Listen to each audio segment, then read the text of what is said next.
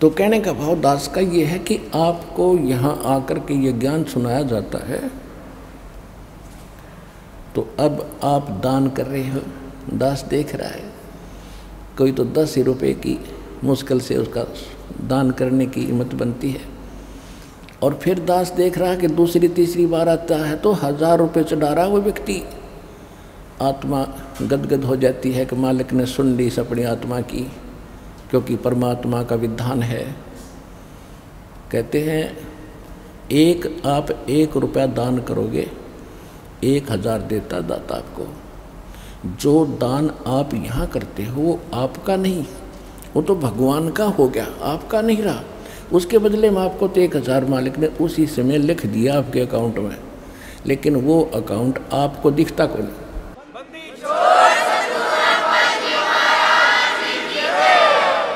जो अकाउंट परमात्मा ने आपका खोल दिया दीक्षा लेने के बाद, वो बैंक अकाउंट सूक्ष्म है। आपके अंतःकरण में एक मैसेज पहुंच जाता है, भगवान के ऊपर आपकी एक और फाइल है, उसमें ये मैसेज ऐड हो जाता है। आपने 1 रुपया दान करा, 1000 आपके खाते में लिख दिया जाता। तो जो पैसा आपका था वो यहाँ चढ़ाया हुआ पैसा आपका नहीं है, ये परमात्मा का हो गया। और इस परमात्मा के पैसे को आप सदुपयोग करो, यहाँ दुरुपयोग ना करना इसका। जो यहाँ भी सेवादार है, आने वाले भी जो कई बार देखा है थोड़ी बहुत त्रुटियाँ ये कर देते हैं, तो आपने सावधान रहना पड़ेगा। ये धनी का पैसा है, आपको तो दे दिया मालिक ने उसी समय, ये नहीं रखता अपने पास, ये तो पूर्ण परमात्मा है। कहते हैं चारों युगों में देख लो हमने किसका रक्षा मार। द्रौपदी ने 1 बिलांत का कपड़ा दिया था, 9 इंच ढेर लगा दिया उसका। सुदामा ने 4 चावल खुआए थे, महल बना दिया। तैमुरलंग ने 1 रोटी दी थी, उसको 7 पीढ़ी का राज बख्श दिया। तो कहते चारों युगों में देख ले हमने किसका रक्षा मार, हमने किसका लेकर ना दिया हो मारना, यानी कोई पैसा लेकर ना देने को उसने पैसा मार लिया मेरा। तो परमात्मा कहते चारों युगों में देख ले हमने किसका रक्षा मार, हमने किसी का पैसा रखा नहीं।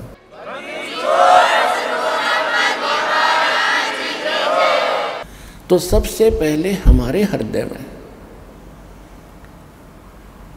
ये समाना चाहिए कि हु इज गॉड, परमात्मा कौन है। और परमात्मा को पहचानने के लिए हमने कौन से प्रमाण स्वीकार्य होंगे। सबसे पहले हमारे सदग्रंथ। हमारे सदग्रंथ कौन से हैं? पवित्र हिंदू धर्म के नाम जो लिख दिए गए हैं, पवित्र 4 वेद, ऋग्वेद, यजुर्वेद, सामवेद, अथर्ववेद, पवित्र श्रीमद् भगवद गीता, पवित्र 18 पुराण। उसके बाद जो उपनिषद है ना, ये तो किसी ऋषि विशेष की अपनी अनुभव की कथा है। वो वेदों और सदग्रंथों से इनसे नहीं मिलती है, तो वो उसके घर की है, उसको हमने नहीं चाहिए लेना। दूसरे जो वैसे ये पवित्र वेद, पवित्र श्रीमद् भगवद गीता, पवित्र पुराण, ये हिंदुओं के नहीं थे, मानव मात्र के लिए है। उसके बाद विभाग बढ़ते चले गए, तो फिर जैसे कुछ पहले समय में आपस में कटे हुए क्षेत्र थे, जैसे समुद्र पार करके फिर अमेरिका, ये जो US से बोलो हो जिसने, वो इससे कटे हुए थी इस क्षेत्र से। तो वहाँ फिर काल भगवान ने बाद में ये कटे, पहले तो सिद्धियाँ थी, पहले भी ऐसे वहाँ जाते थे, एक दूसरे से संपर्क करते थे, सिद्धियों से जाते थे।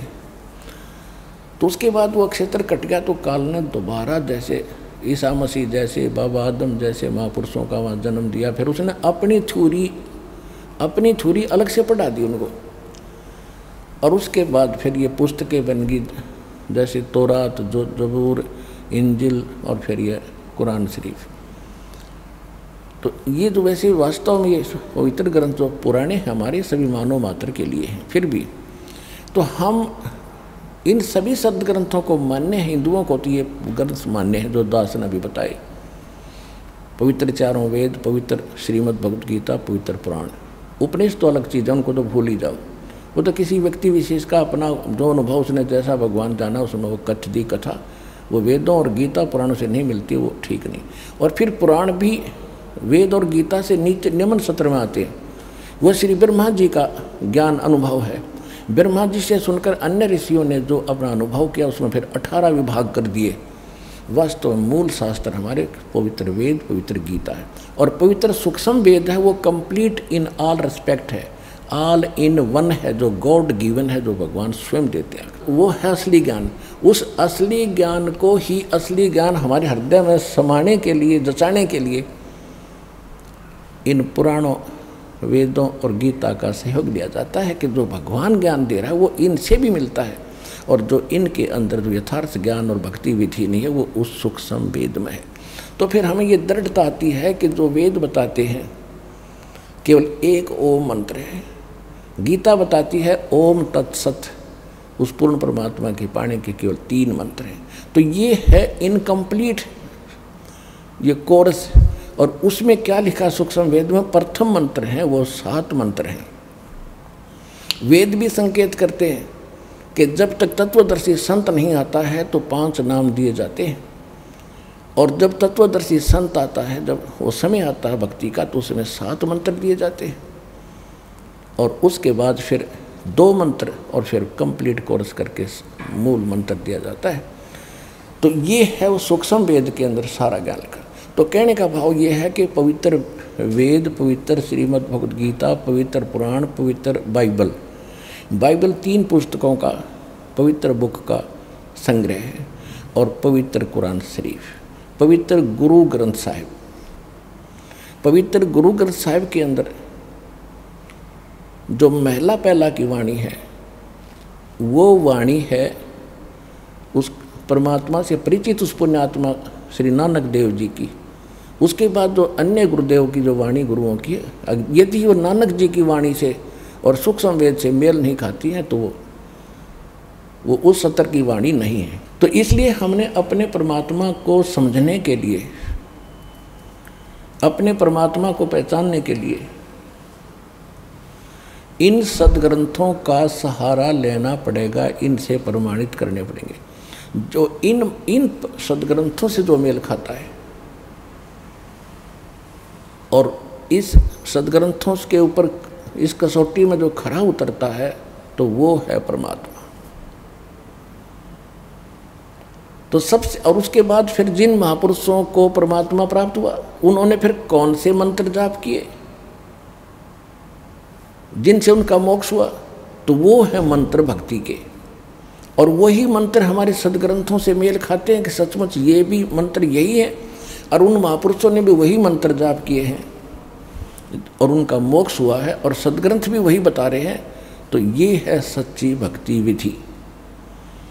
इसमें सिर्फ 2 ही बातें हैं समझने के लिए। एक तो हु इज रियल गॉड, वास्तविक भगवान कौन है, और what is the real worship of, way of worship of God, परमात्मा के भक्ति की दो रियल सत्य साधना कौन सी है, कौन सा मार्ग है। ये 2 क्लियर जब हो जाते हैं तो निरसंशय होकर आप भक्ति कर सकते हो, आप भक्त बनोगे। श्रीमद् भगवद गीता अध्याय नंबर 2 के श्लोक 53 में 53 में कहा कि अर्जुन, जिस समय तेरी बुद्धि भिन्न भिन्न प्रकार के भ्रमित करने वाले वचनों से हटकर एक तत्व ज्ञान पर स्थिर हो जाएगी, तब तो तू योग को प्राप्त होगा, तब तो तेरी भक्ति प्रारंभ होगी, तू भगत बनेगा, योगी बनेगा। तो इस दास का जो उद्देश्य है और भगवान का जो काल से प्रोमिस है, एग्रीमेंट है, वो यही था। काल ने कहा था कि आप अपना ज्ञान देकर अपना बनाना प्रभु, बाई फोर्स ना करना। जो आपके ज्ञान को मानेगा आपका हो गया, जो मेरी बकवादों में उलझा रहेगा वो मेरा होगा। मैं उसको खाऊंगा, नचाऊंगा, जन्म मृत्यु के अंदर उनको चक्कर कटाऊंगा, उसमें बाधा ना करना। परमात्मा को तो पता ही था अगर मैं इनको ले जा सकता हूँ 1 सेकंड के अंदर सब पूरे विश्व को, लेकिन ये वहाँ जाकर भी ये को बद करेंगे, ये फेर पटकने पड़ेंगे वापस मैंने। तो पहले वहाँ ले जाने के योग्य बनाया जाएगा आपको, यहाँ से आपकी भक्ति कर्म बढ़ा के, आपके अंदर साधुतापन पा के, आपको सच्ची लगन लगा के, उस सच्चा ज्ञान बता करके आपके अंदर विशेष तड़फ बना के आपकी एकमात्र लगन सतलोक जान की होगी, तब वहाँ जाओगे। तो उसके लिए ये यहाँ की व्यवस्था और ऊपर की व्यवस्था का साथ साथ चित्रार्थ और वर्णन किया जाता है, ताकि आपका मन इस गंदे लोक तक हटके उस सुखमय लोक में ऐसा प्रेरित हो जा जैसा हम वहाँ से यहाँ आने के लिए इतने उत्सुक थे। इतनी ही उत्सुकता, इतनी ही प्रबल प्रेरणा यहाँ से वहाँ जाने की हो। और ये होगी क्योंकि अभी तक तो हमें ज्ञान का कैख भी नहीं पता था। हमने तो जन्म मरण के खचड़े कोई पूरा मान रखा था, बस यही है, इतना ही काम है, मरो सभी मरते, हम भी मर जाते हैं, कोई फर्क नहीं पड़ने वाला। अब पता चलेगा इसे बहुत फर्क पड़ने वाला। कोट जन्म हो गया, हमने धक्के खाते, गधे कुत्ते सुअर बन के यहाँ भटकते। थोड़ा सा मनुष्य शरीर है, इसमें सुख का भोजन मिल जाता है, इस पे हम पता नहीं क्या बन बैठे। तो अब हमारी तो वो ज्ञान की आंखें खोलेगा भगवान, फिर हमने भूत भविष्य और वर्तमान सारा दिखाई देगा। तो जो प्रसंग चल रहा है उसी पर आते हैं। परमात्मा को पहचानना सबसे पहला काम है अपना, क्योंकि आज तक हमने डेफिनेशन ऑफ गॉड का ही नहीं पता। परमात्मा की, प्रभु की परिभाषा से परिचित नहीं। कोई कहता भगवान निराकार है, कोई कहता भगवान श्री कृष्ण है, श्री राम है, ब्रह्मा जी, श्री विष्णु जी, श्री ब्रह्मा जी, श्री शिव जी यही भगवान है। फिर हनुमान जी भगवान है, फिर गणेश जी भगवान है। उसके बाद ये मंडी मसाने जो हमने आप बना रखे हैं, ये भी भगवान बना लिए। देखो परमात्मा की परिभाषा क्या है। परमात्मा की व्यवस्था ऐसी है जैसे यहाँ आप देखते हो अधिकारी हैं, कर्मचारी हैं, अधिकारी हैं, और फिर मंत्री, मुख्यमंत्री, प्रधानमंत्री हैं, ये सभी साहब कहलाते हैं। जैसे कोई डिप्टी कमिश्नर साहब, कमिश्नर साहब, मंत्री साहब, मुख्यमंत्री साहब, प्रधानमंत्री साहब, राष्ट्रपति साहब, तो ये सभी साहब हैं। साहब माने मालिक हैं, भगवान हैं, प्रभु हैं। अपने अपने सत्र के, अपने अपने अक्षेत्र के, अपनी जुरिडिक्शन में ये इतने इतने साहब सारे ही हैं। लेकिन रियल साहब कौन है? रियल साहब, रियल मालिक देश का राष्ट्रपति होता है। इसी प्रकार हमने इस परमात्मा की परिभाषा को समझना है। जितने ये देव हैं, गणेश जी हैं, ब्रह्मा विष्णु महेश जी हैं, और माता हैं, दुर्गाएं हैं, देवियां हैं, ये सभी साहब हैं, ये ईश्वरीय शक्ति प्राप्त हैं, लेकिन इनकी सीमा है, जुरिडिक्शन है। ब्रह्म 21 ब्रह्मांड का साहब है, ब्रह्मा विष्णु महेश एक एक विभाग के मंत्री हैं, साहब है मंत्री। रजगुण विभाग के ब्रह्मा जी, सतगुण विभाग के विष्णु जी, तमगुण विभाग के शिव जी। ये तो केवल एक ब्रह्मांड के अंदर एक विभागीय मंत्री है। और इनका पिता जो ब्रह्म है, जहाँ से बात शुरू हुई थी कि ब्रह्म सरपुरुष, ये भी अपने आप को भगवान कहता है। ये केवल 21 ब्रह्मांड का प्रभु है, स्वामी है, ब्रह्म है। ये भी नासवान, इसके अंतर्गत जितने प्राणी सब नासवान, ब्रह्मा विष्णु महेश तक नासवान। उसके बाद ब्रह्म से आगे परब्रह्म, परब्रह्म माने नेक्स्ट गॉड है, अगला स्वामी। इसको अक्षर पुरुष भी कहते हैं। ये 7 संख ब्रह्मांड का प्रभु है, स्वामी है, साहिब है। इसके ऊपर है फिर पूर्ण ब्रह्म, परम अक्षर ब्रह्म यानी सत्य साहिब। वो असंख्य ब्रह्मांड का प्रभु है, असंख्य ब्रह्मांड का मालिक है, इंक्लूडिंग अक्षर पुरुष एंड सर पुरुष। इन सब के ऊपर मालिक है। वो ही वास्तव में पुरुषोत्तम है, उसी को वास्तव में परमात्मा कहा जाता है। श्रीमद् भगवत गीता अध्याय नंबर 15 के श्लोक 16 और 17 में 3 पुरुष स्पष्ट बताए। सरपुरुष ये 21 ब्रह्मांड का स्वामी, ये ब्रह्म काल है। 7 संख ब्रह्मांड का स्वामी है वो अक्षर पुरुष है, जिसको परब्रह्म भी कहते हैं। इन दोनों के जितने भी प्राणी हैं इनके अंतर्गत सब नासवान है, और ये स्वयं भी नासवान है। गीता अध्याय नंबर 15 के श्लोक 17 में कहा कि उत्तम पुरुषत्व अन्य परमात्मा इति उदाहरते है, ये लोग धर्म आविश्य विवर्ती अवैश्वर है। वास्तव में उत्तम पुरुष श्रेष्ठ भगवान तो इन दोनों से अलग है, सर्वपुरुष और अक्षर पुरुष है, और उसी को परमात्मा कहते हैं। ओए होए पुण्यात्माओं, जहाँ ये ऐसा जुल्म हो रहा है, आप कश्मीर में देख रहे हो क्या हाल हो गया। जिन कोठियों के चिपके बैठे थे उनकी छात पर बैठकर जीवन रक्षा मांग रहे हैं और उनको उठाकर बाहर निकाला जा रहा है। झांकते भी नहीं उन कोठियों की तरफ, केवल अपनी जान दिखाई देती है, कहीं दो टूक मिल जाए। तो पुण्यात्मा इसे गंदे लोक में, इसको हम परमात्मा कह सकते हैं जहाँ हम रह रहे हैं। पीछे केदारनाथ के अंदर कितना नाश हो गया था, जगह जगह कैसा हाल हो जाता है। कोई दुर्घटना से मर जाता है, कहीं भूख मरी है, कहीं पर एक्सीडेंट हो गया, कोई कैंसर से पीड़ित है, कोई किसी कष्ट से दुखी है। जिस लोक में आप रह रहे हो क्या परमात्मा का लोक हो सकता है? लेकिन ये भी परमात्मा प्रसिद्ध हो रहा है। अब इस गीता अध्याय नंबर 15 के श्लोक नंबर 17 में स्पष्ट कर दिया है कि उसको परमात्मा कहते हैं। परम आत्मा, श्रेष्ठ आत्मा। तो भगवान इसलिए कहा है कि वो परम आत्मा है, वो श्रेष्ठ आत्मा है। श्रेष्ठ आत्मा वो है, आत्मा है तो परमात्मा साकार है। हम भी आत्मा है, हम परमात्मा नहीं है, हम आत्मा है। और आत्मा भी मलिन आत्मा होगी, वो परमात्मा है, कंस्टेंट रहता है, उसमें कोई मलिनता कभी नहीं आती, इसलिए वो भगवान है, सर्वशक्तिमान है। तो हम परमात्मा का अर्थ है जो दुख ना दे, केवल सुख सुख देता है, उसको परमात्मा कहते हैं। तो यहाँ स्पष्ट ये भी कर दिया कि वही सभी तीनों लोकों में प्रवेश करके। अब तीन लोक की दो प्रकार से होती है, जैसे एक तो हरियाणा की राजधानी और एक राजधानी सेंटर की।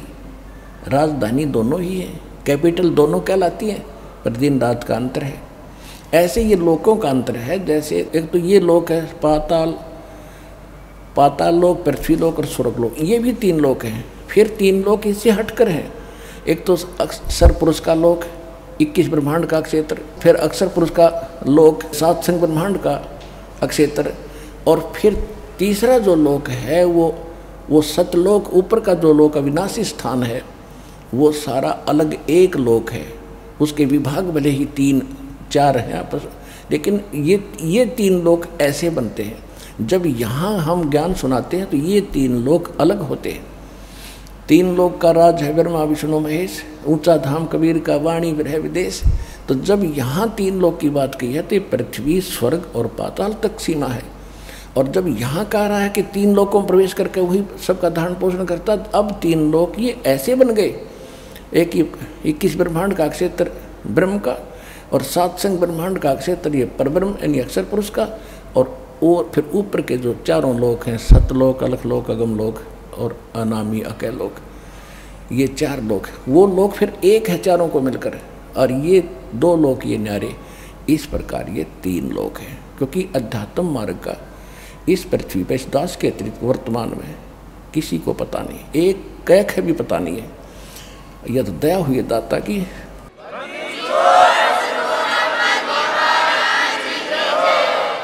ये सब अपनी अपनी डफड़ी पीट रहे हैं।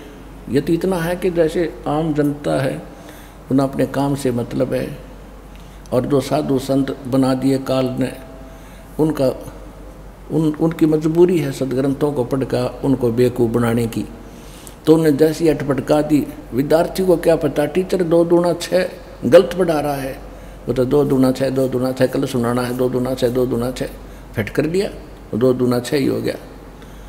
अब 2 दूना 4 बताते हैं तो दस्ती नहीं उनका, क्योंकि 1000 वर्ष से ये सुन रहा है 2 दूना 6, लेकिन 2 दूना 4 तो 4 ही रहेगा, कभी ना कभी स्वीकार भी होगा। तो कबीर भगवान है, कबीर परमात्मा है, ये ब्रह्मा विष्णु महेश। 2 दूना 6 पढ़ रखा तुमने, यो भगवान नहीं है। ये 2 दूना 6 नहीं, 2 दूना 4 कबीर साहब है। तो कहने का भाव ये है पुण्यात्माओं, ज्ञान से ही ज्ञान होता है। ज्ञान हमें पता मिला नहीं, सतगुरु हमें मिले नहीं, सत्संग हमें सुनने को प्राप्त नहीं हुआ, तो अज्ञान की गठड़ी बांध के आराम से ढोए फिर रहे थे, लद्दे फिरते थे उस पर। अब वो पटकनी उठा के अब ये धरनी भगवान वाली आपके ऊपर है, ये आपको सदा सुखी करेगी। परमात्मा को सबसे पहले हमने परमात्मा को पहचानना है, और जब तक हमें ज्ञान नहीं होगा तो हम कैसे आगे बढ़ेंगे। तो ये सिद्ध हो गया कि परमात्मा की परिभाषा या इतनी बनगी 2 अक्षरों में आसानी से समझ में आ गया आपके। 10 मिनट का सत्संग है, चाहे ज्ञान समझने को चाहता हो समझना, इतनी सी बात है। सदग्रंथ आपके पास है, अध्याय श्लोक दास बता रहा है और दिखा भी रहा है समय समय पर, तो जल्दी समझो, जितना देर करोगे पछताओगे। अब हम आगे बढ़ते हैं।